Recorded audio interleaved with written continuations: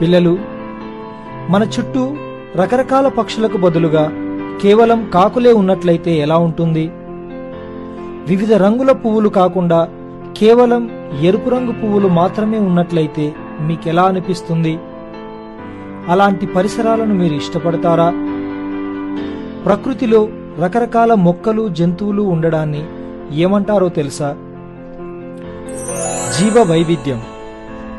మన చుట్టూ ఉన్న ప్రకృతిలో ఎన్నో రకాల మొక్కలు, జంతువులు ఉంటాయి. రంగు, ఆకారం, పరిమాణం, ఇతర లక్షణాలలో వేటికవి ప్రత్యేకంగా ఉంటాయి. ఒక జీవి విలువైనదని, మరొకటి విలువలేనిదని చెప్పలేం. దేని ప్రాధాన్యత దానిదే. దీనినే జీవ వైవిధ్యం అంటారు. 30-40 ఏళ్ల క్రితం కొంగలు, పిచ్చుకలు, చిలుకలు, రకరకాల పిట్టలు మన పరిసరాలలో ఉండేవి. ప్రస్తుతం కాకులు తప్ప మరే రకమైన పక్షులు అంతగా కనిపించడం లేదు. ఒక ప్రాంతంలో నివసించే వివిధ రకాలైన జీవులు వివిధ అంశాలలో వైవిధ్యం కలిగి ఉంటాయని మీకు తెలుసు కదా. కానీ ఒకే జాతికి చెందిన 2 జీవులలో కూడా వైవిధ్యం కలిగి ఉండడం సాధ్యమేనా? కవలలుగా పుట్టిన వారిలో కూడా వైవిధ్యం కనిపిస్తుందా? ప్రపంచంలో అనేక రకాల మొక్కలు, జంతువులు ఉన్నాయని, అవి పైకి ఒకేలా కనిపించినప్పటికీ జాగ్రత్తగా పరిశీలిస్తే వాటి మధ్యనున్న భేదాలు లేదా వైవిధ్యాలు జీవ వైవిధ్యానికి దారితీస్తాయని తెలుస్తుంది. వైవిధ్యం ప్రకృతి అనుసరించే ఒక సహజమైన విధానం. ప్రకృతిలో ఎంత సూక్ష్మస్థాయిలో పరిశీలించినప్పటికీ కూడా నిర్మాణంలో, పనిచేయు విధానంలో ఏకరూపత కనిపించదు. దేని ప్రత్యేకత దానికే ఉంటుంది. జీవ వైవిధ్యం పుట్టుక, ప్రకృతి సమతుల్యత. ప్రకృతిలో అనేక రకాల ఆవాసాలు ఉంటాయని, అవి వైవిధ్యంగా ఉంటాయని మీకు తెలుసు కదా. అలాగే వైవిధ్యమైన ప్రకృతిలో జీవులు కూడా వివిధ రూపాలను కలిగి ఉంటాయి. జీవ వైవిధ్యం పుట్టుక కోసం ప్రకృతి అనేక మార్గాలను అనుసరిస్తుంది.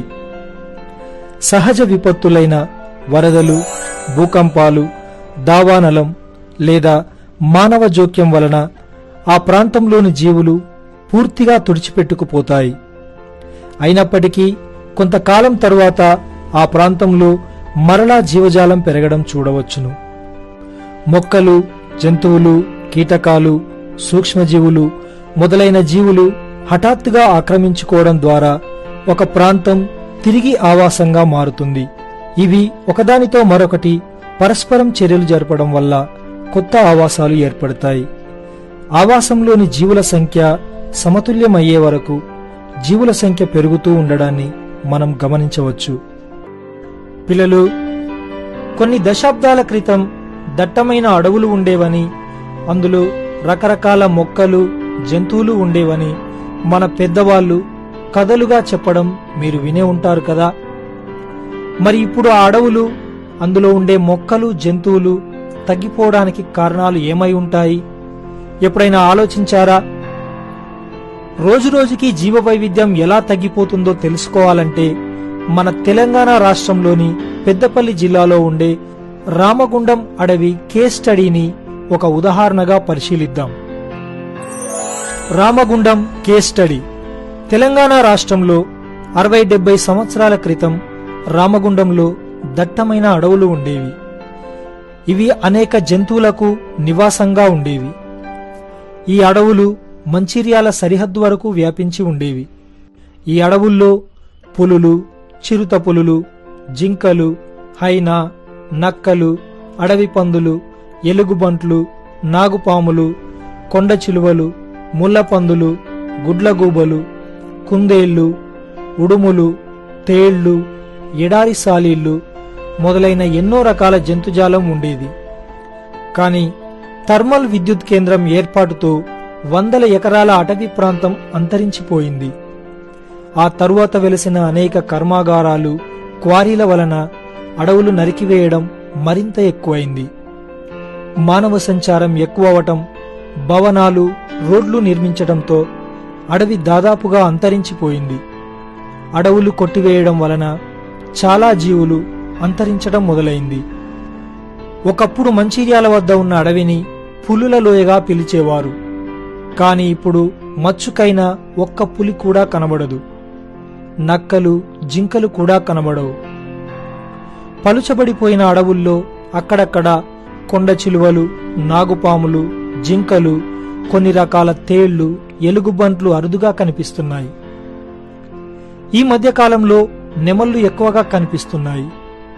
అడవి అంతరించడంతో ఆవాసాలు లేకపోవడం వల్ల చాలా రకాల అడవి జంతువులు మరణించాయి. కొన్ని ఇతర ప్రాంతాలకు వలసపోయాయి. జీవ వైవిధ్యాన్ని మనం ఎలా ధ్వంసం చేస్తున్నామో ఆలోచించండి. అంతరించిపోయిన జాతులు. ఏదైనా ఒక జాతికి చెందిన మొక్కలు లేదా జంతువులు ఈ భూమి మీద పూర్తిగా కనిపించకుండా అదృశ్యమైతే దానిని అంతరించిపోవడం అంటారు. ఆ జాతి జీవులను అంతరించిపోయిన జాతులు అంటారు. ఉదాహరణకి డైనోసార్స్, రాక్షస బల్లులు, woolly mammoth, sabre toothed tiger, Tasmanian tiger, dodo, ఇవన్నీ అంతరించిపోయిన జాతులకు ఉదాహరణలు. ఆపదలో ఉన్న జాతులు. ఒకప్పుడు ఎక్కువ సంఖ్యలో ఉన్న ఒక జాతికి చెందిన మొక్కలు లేదా జంతువులు ప్రస్తుతం వాటి సంఖ్య తగ్గిపోయి సమీప భవిష్యత్తులో అంతరించిపోవడానికి సిద్ధంగా ఉన్న జాతులను ఆపదలో ఉన్న జాతులు అంటారు. భారతదేశంలో అంతరించిపోయే ప్రమాదం ఉన్న కొన్ని మొక్కలు, జంతువులను ఇప్పుడు చూద్దాం. ఆర్కిడ్స్, గంధం చెట్టు, సైకస్, సర్పగంధి, సింహం, ఎర్రనక్క, ఎర్ర పాండా, ఒంటి కొమ్ము రైనో, రాబందు, ఇలా చాలా జంతువులు అంతరించిపోవడానికి సిద్ధంగా ఉన్నాయి. పిల్లలు, కొన్ని మొక్కలు, జంతువులు ప్రపంచం అంతటా వ్యాపించి ఉండడం మీకు తెలుసు కదా. కానీ కొన్ని జాతుల మొక్కలు, జంతువులు మాత్రం కొన్ని ప్రాంతాలకే పరిమితమై ఉంటాయి. అంటే ఆ ప్రాంతంలో మాత్రమే కనిపిస్తాయి, వేరే ప్రాంతాలలో కనిపించవు. అలా ఒక దేశం లేదా ఒక ప్రత్యేకమైన ప్రాంతానికి మాత్రమే పరిమితమై ఉండే వృక్ష, జంతు జాతులను ఎండమిక్ జాతులు అంటారు. ఉదాహరణకి కంగారు ఆస్ట్రేలియాకి చెందిన ఎండమిక్ జాతిగా చెప్పవచ్చు. కివి న్యూజిలాండ్కు చెందిన ఎండమిక్ జీవిగా చెప్పవచ్చు. భారతదేశంలో ఉన్న కొన్ని ఎండమిక్ జాతులను పరిశీలిద్దాం. భారత నెమలి. ఈ నీలం రంగు నెమలి మన భారత ఉపఖండంలో మాత్రమే కనిపిస్తుంది. అందుకే ఈ జాతి నెమలిని భారత, శ్రీలంక దేశాలు తమ జాతీయ పక్షిగా గుర్తించాయి. తెల్లపులి మన దేశంలోని మధ్యప్రదేశ్, అస్సాం, పశ్చిమ బెంగాల్ రాష్ట్రాలలో కనిపిస్తుంది. ఆసియా సింహం గుజరాత్లోని గిర్ ఫారెస్ట్ లో కనిపిస్తుంది. విదేశీ ఆక్రమణ జాతులు. ఇతర దేశాలు లేదా ప్రాంతాలకు చెందిన జాతులు అవి ప్రవేశపెట్టిన స్థలాల్లో విస్తారంగా వ్యాపించి అక్కడ ఉండే సహజ ఆవాసాలను ఆక్రమిస్తూ జీవ వైవిధ్యానికి భంగం కలిగిస్తాయి. అటువంటి జాతులను విదేశీ ఆక్రమణ జాతులు అంటారు. ఉదాహరణకి గుర్రపు డెక్క, హైదరాబాద్ పావురం, రెడ్ డేటా బుక్. ప్రపంచ వన్యప్రాణుల సమాఖ్య మరియు అంతర్జాతీయ వన్యప్రాణుల సంరక్షణ సంఘం కలిసి అంతరించిన, అంతరించిపోతున్న లేదా ఆపదలో ఉన్న మొక్కలు, జంతువుల సమాచారాన్ని పుస్తక రూపంలో ప్రచురిస్తుంది. దీనినే రెడ్ డేటా బుక్ లేదా రెడ్ లిస్ట్ బుక్ అంటారు.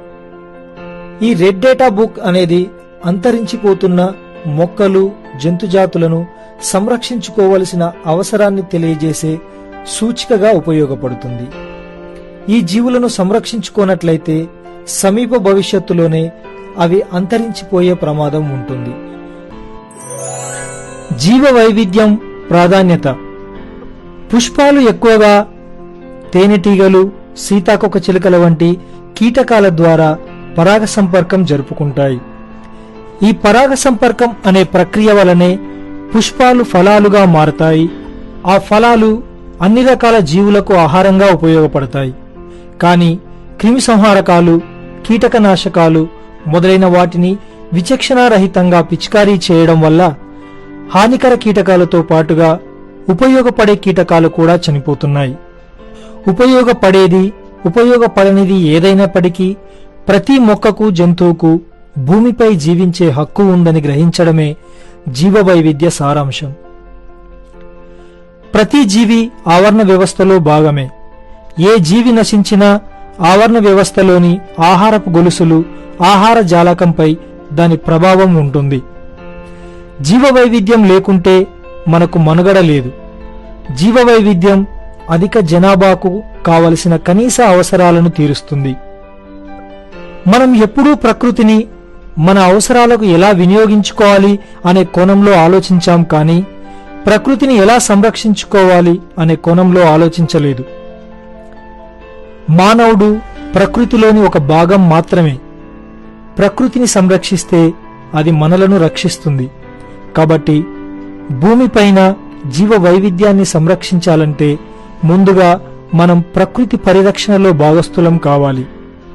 తరువాత ఇతరులకు అవగాహన కల్పించేందుకు కృషి చేయాలి. ఈరోజు కొన్ని జాతులు అంతరించిపోతే రేపు అంతరించిపోయే జాబితాలో మనమే ఉంటాం. మనం ప్రకృతిని కాపాడుకుంటూ భవిష్యత్ తరాలకు అందించడమే జీవ వైవిధ్య సంరక్షణ ముఖ్య ఉద్దేశం.